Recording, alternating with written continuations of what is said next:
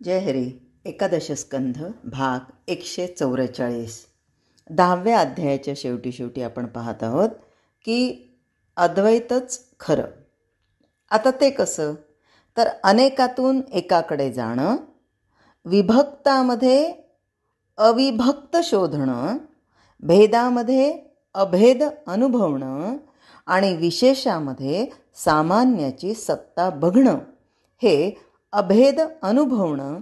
आणि आता हे कसं आहे, तर हे ज्ञानाच्या प्रगतीचं लक्षण आहे. अर्थात नाना प्रकारच्या प्राण्यांमध्ये जिवंतपणे वावरणारं चैतन्य एकच आहे.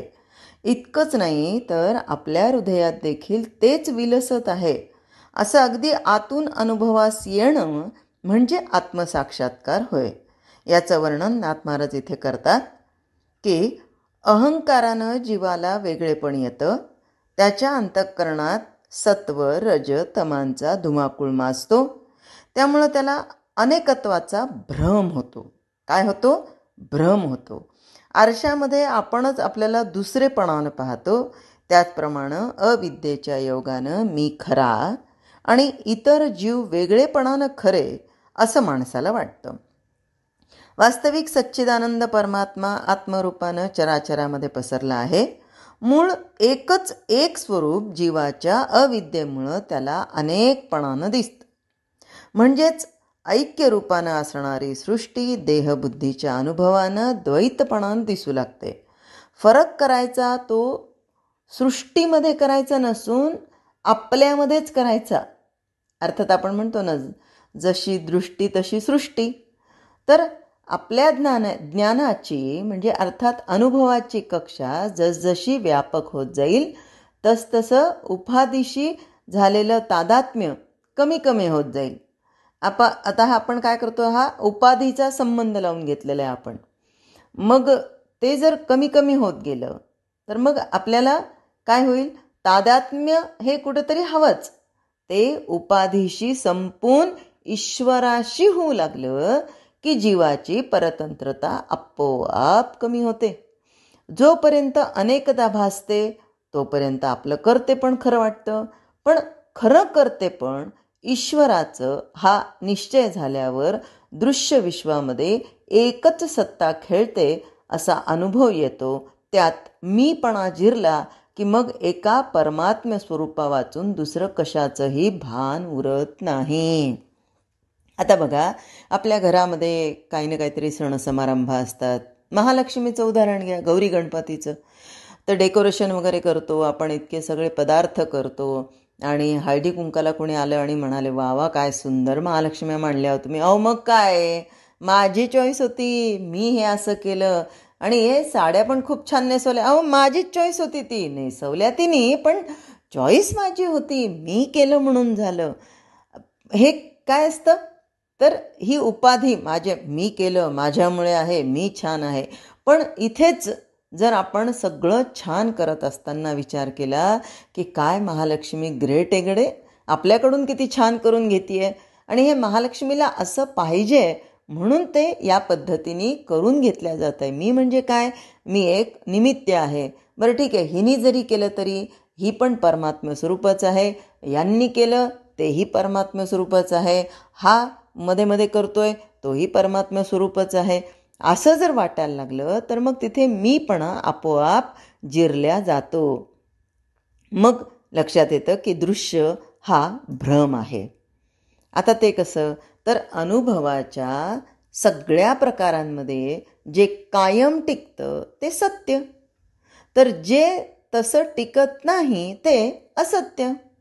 सत्याला सत्य मानून चालणं हे ज्ञान, तर असत्याला सत्याचं स्थान देणं हा भ्रम. सत्याचं स्थान नसलं म्हणजे भ्रम निर्माण होतो. ज्ञान नसणं म्हणजे अज्ञान होय. म्हणून अज्ञानातून भ्रम निर्माण होतो असं म्हणतात. आता ते रज्जू सर्पाचा जो नियम आहे ते अज्ञान म्हणजे अंधार, अज्ञानातून त्या दोरीला सर्प समजला की नाही, म्हणजे ते काय झालं, भ्रम निर्माण झाला. आणि जेव्हा उजेड आला तिथे मी काय दोरीला घाबरलो, काय वेडेपण आहे. मग स्वतःवरच हसणार. पण हे केव्हा? तर भ्रम दूर झाल्यानंतर. आता हे कसं आहे, आपल्या अनुभवांमध्ये गाढ झोपेत दृश्य जग अंतर्धान पावतं. याचा अर्थ असा की इंद्रियांना दिसणारं दृश्य जग पूर्णपणे खरं नाही, पण तेच पूर्ण खरं आहे अशी कल्पना करून वागणं भ्रमात्मक असतं. दृश्याचं खरं स्वरूप न कळल्यानं त्याबद्दल आपण अनेक कल्पना रचून वागतो. म्हणून भ्रम कल्पनेनं भरलेला असतो असं म्हणतात. माया कल्पनामय आहे या म्हणण्याचा अर्थही हाच होय ना. बघा, अंधारात पडलेली दोरी साप आहे की काठी आहे की फुलांची माळ आहे की मोत्यांचा हार आहे, अशा कल्पना मनात येतात. त्याचप्रमाणे सर्व विश्वामध्ये आत्मस्वरूप भरलेलं असता आपलं मन नाना प्रकारची रूप, नाम आणि कर्म कल्पितं. वस्तुतः आत्मसाक्षात्काराच्या दृष्टीनं हे सगळं काही विश्व परमात्म स्वरूपच आहे. परंतु तो अनुभव जोपर्यंत नाही तोपर्यंत तत्त्वज्ञानी लोक विश्वाबद्दल नाना प्रकारच्या कल्पना करतात. हा भ्रम नाहीसा होण्यासाठी, त्याच्याशी तादात्म्य होण्यास देहबुद्धी हाच एक अडथळा आहे. काय आहे? देहबुद्धी हाच एक अडथळा आहे. देहबुद्धीनं पोचला जाणारा दृश्य भ्रम कशाने नष्ट होतो? तर भक्तिभावानंच नाहीसा होतो. म्हणून सच्चिदानंद स्वरूप तेवढंच खरं, बाकी आपल्या देहासकट सगळं काही असत्य मानून जो आत्मस्वरूपाला शरण जातो त्यालाच परमानंद प्राप्त होतो. मानवी जीवनात आत्मज्ञानासारखं शुद्ध पवित्र अन्य काहीही नाही. ते हस्तगत होण्यास मीपणाचं बंधन आड येतं. मीपणा गुणमय असतो. आपल्या देहात सत्व रज तम नांदतात. त्यांचा अंमल जोपर्यंत जीवावर चालतो तोपर्यंत भ्रम नाहीसा होत नाही. म्हणून या त्रिगुणांच्या बंधनातून सोडवणूक होण्यासाठी दृश्याची आसक्ती टाकून भक्तिमार्गाला लागलंच पाहिजे. आता बघा, एखादं अगदी साधं उदाहरण, हे कलियुग आहे. या कलियुगामध्ये जोपर्यंत दुसऱ्यांकडून आपला काहीतरी फायदा आहे तोपर्यंत त्या व्यक्तीची आवभगत केली जाते. म्हणजे वाह या नक्की या वगैरे वगैरे.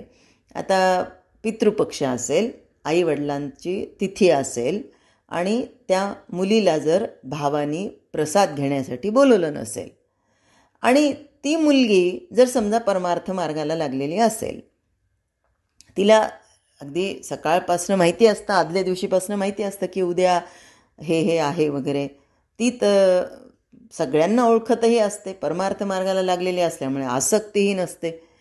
पण ज्या दिवशी तिथी असते त्या दिवशी ती मनापासून आईवडिलांचे आभार मानते, मनातल्या मनात नमस्कार करते. कारण आजचा जो सुखमय दिवस आहे तो आईवडिलांच्या संस्कारांनीच भरलेला आहे. त्यांनी जर ही शिदोरी माझ्या पाठीशी बांधलेली नसती, म्हणजे आईवडिलांचं पक्ष वगैरे ते जेवायला जाणं, त्यामध्ये काय आहे? वडा, खीर वगैरे वगैरे ते पदार्थ. बरं, ते पदार्थ खाल्ले तर काय होणार आहे? दुसऱ्या दिवशी निघून जाणार आहेत. ते पोटात कायमस्वरूपी राहणार आहेत का? नाही. पण आईवडिलांनी दिलेले जे संस्कार आहेत ते कायमस्वरूपी जीवासोबत तर आहेतच, पण ते सूक्ष्म देहामध्ये जेव्हा जातात तेव्हा ते सूक्ष्म देहासोबत पुढेही जातात. म्हणजे हा देह जरी पडला तरी तो सूक्ष्म देह पुढे जातो, कारण तो वासनेचा भावनेचा असतो आणि त्यामध्ये ते शुद्ध संस्कार पुढे पुढे नेल्या जातात. आणि म्हणूनच आपण म्हणतो ना, शुद्ध बीजापोटी फळे रसाळ गोमटी. आणि त्यातून नक्कीच काय होतं परिणाम त्याचा? तर तो जीव हा भगवत स्वरूप होतो. आणि म्हणून त्रिगुणांच्या बंधनातून सोडवणूक होण्यासाठी दृश्याची आसक्ती टाकून भक्तिमार्गाला लागलंच पाहिजे. भक्तिमार्गामध्ये प्रगती होण्यास दृश्याबद्दल विरक्ती आणि गुरुचरणी अनुरक्ती असली पाहिजे. अशा माणसाला परमार्थाची खरी तळमळ निर्माण होऊन साधनात प्रेम येतं. ज्या वस्तूचं चिंतन करावं त्या वस्तूशी तद्रूप व्हावं असा आपल्या मनाचा गुण आहे. म्हणून आत्मवस्तूचं चिंतन करायची सवय लागली तर ते चटकन तद्रूप होतं. मग त्याला नित्य नव समाधी सुख मिळतं.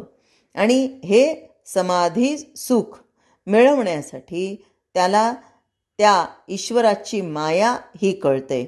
मग तो काय म्हणतो, त्या ईश्वराची जे माया त्या उपजविले नाना कार्या, जीव संसारी करावया भ्रमूवाया वाढविला. मग आता मला याच्यामध्ये गुरफटायचं का? आई, बहीण, मामा, मामी, आत्या, मावशी, हे नाही नाही नाही, यातून बाहेर निघायचं आहे. कर्तव्य तेवढं करायचं, पण माझ्याशी कुणी असं वागलं म्हणून मी वाईट वाटून घ्यायचं, मग मी त्याचा बदला घ्यायचा, मग हे योग्य नाही. मग मी कुठे एकरूप व्हायचं, तर मी चैतन्य स्वरूपाशी एकरूप राहायचं. तेथे चैतन्य जे प्रतिबिंबिले, कुठे? तेथे चैतन्य जे प्रतिबिंबिले, तेची जीवपणे वाच्य झाले. जेवी थिल्लरी चंद्रबिंब बुडाले, दिसे नाथिले मूर्खासी. मूर्खच म्हणतो, अरे अरे रे रे, चंद्र बुडाला, चंद्र बुडाला. खरा चंद्र बुडतो का? नाही बुडत. दीपी दीपू एकवटला.